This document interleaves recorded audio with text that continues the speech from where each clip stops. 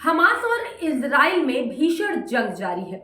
Israel Gaza पट्टी में लगातार हमास के ठिकानों पर हवाई और जमीनी हमले कर रहा है। इसी बीच इजराइल के पीएम बेंजामिन नेतन्याहू ने कहा कि ये लड़ाई सभ्यता और बर्बरता के बीच है।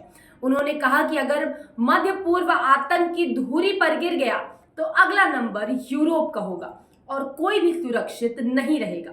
इजरायली पीएम ने कहा कि ये स्थानीय लड़ाई नहीं है, ये एक वैश्विक लड़ाई है। सबसे बड़ी जरूरत इस धुरी को हराना है। वो लड़ाई अब हम गाजा में हमास के खिलाफ लड़ रहे हैं। जीत का कोई विकल्प नहीं है। हम हमास को हरा देंगे, हम हमास को खत्म कर देंगे, हम जीतेंगे। हमास ने 7 अक्टूबर को दुनिया के ताकतवर देशों में शुमार इजराइल पर भीषण हमला किया था।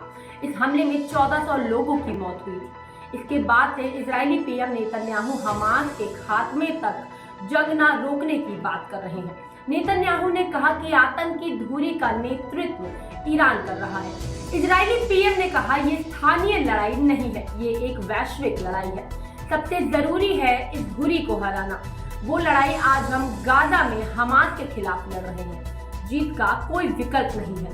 हम हमास को हरा देंगे, हम हमास को खत्म कर देंगे, हम जीतेंगे। और हमारा मानना है कि सभी सभ्य शक्तियों को इस प्रयास में हमारा समर्थन करना चाहिए।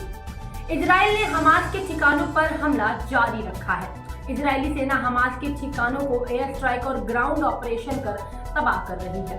इस हमले में अब तक 10,000 से ज्यादा लोगों की मौत हो चुकी है। बीते दिन इजराइल ने हमास के 450 ठिकानों को तबाह कर दिया है।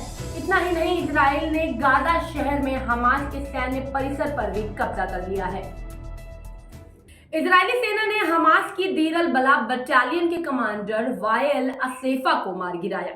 असेफा ने 7 अक्टूबर को इजरायली नागरिकों पर हमला करने के लिए हजारों आतंकियों को भेजने में मदद की थी। इसके अलावा खुफिया जानकारी के आधार पर आईडीएफ के विमानों ने एयर स्ट्राइक कर जमाल मूसा को मार गिराया। जमाल हमास के विशेष सुरक्षा अभियानों का हेड था।